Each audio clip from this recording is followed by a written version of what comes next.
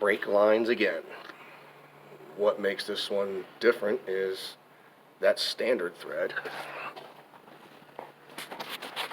And right there is metric thread. So we're going to be cutting, flaring, and making a brake line again.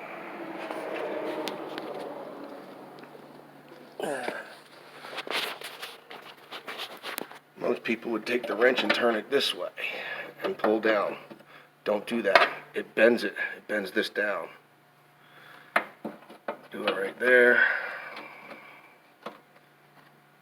Get a good bite on it, hopefully. There we go. There's a good bite. Now the trick to these is not to push. You want to pop it so it kind of shocks it loose. So I just karate chop.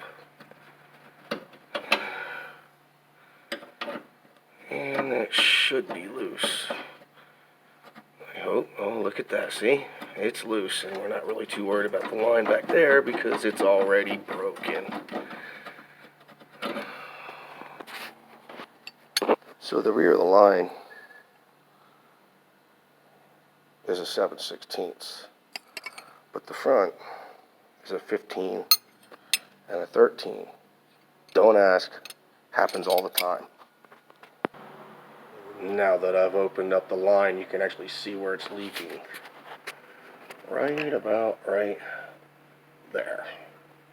So we're going to go from here all the way back, and of course they always tuck them inside the frame next to the gas tank. Fuck you, Ford and Dodge.